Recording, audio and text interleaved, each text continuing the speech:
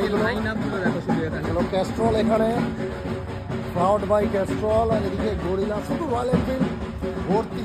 এটা royal এনফিল্ডের line আপগুলো এখানে সেটা পার্কিং এদিকটাতে।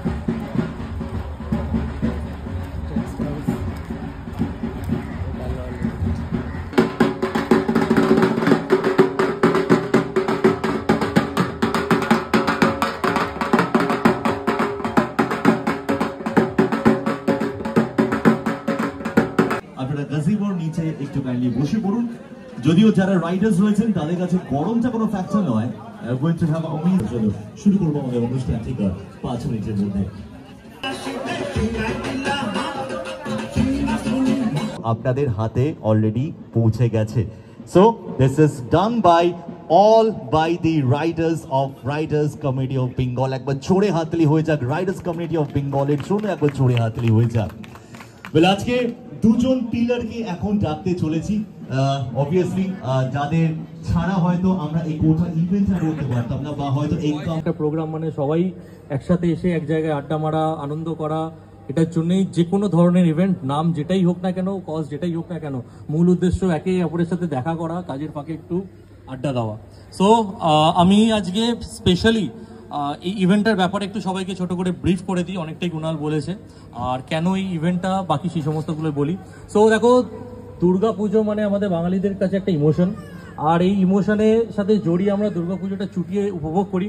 অনেকে আবার দুর্গা পুজোর সময় রাইডেও বেরোয়, ঠিক আছে, বিকজ ওই ছুটিটাকে মার্চ করে। ইভেন আজ থেকে 4 বছর আগে অবধি আমিও সেটাই করতাম। টানা 5 বছর আমি এরকম করেছিলাম যে দুর্গা পুজোর সময় ছুটিটাকে নিয়ে একসাথে আরও 10 দিন 12 দিন করে একটা বড় কোনো ট্রিপ কমপ্লিট করে আসা। বাট তারপর আস্তে আস্তে পুজোও দেখা, এরকম বিভিন্নভাবে আমরা কেউ না কেউ পুজো দেখছি, কেউ কেউ ঘুরতে যাচ্ছি, সমস্ত কিছু করে কেমনভাবে পুরো দুর্গা পুজোটা কাটাচ্ছি সেটার এক্সপিরিয়েন্সটা শেয়ার করার জন্যই হচ্ছে আজকে দুর্গা 2.0। সো আমরা আগের বছর করেছিলাম, এবং আগের বছর আমরা 4 দিনের প্ল্যান ছিল যে আমরা একটা বিজয় সম্মেলনী করব, সবাই কিভাবে দুর্গাপুজো কাটালো সেটা দেখা, এবং সব থেকে main important being a food lover, আমি চেয়েছিলাম যে সবাই যাতে আসুক, তারা একটু খাওয়া দাওয়া করি একসাথে বসে, আড্ডা হোক এই জিনিসটার জন্য। এবং কোথায় করব কি করব কিচ্ছু জানতাম না, বাট হ্যাঁ প্ল্যান এমনভাবে হয়েছিল যে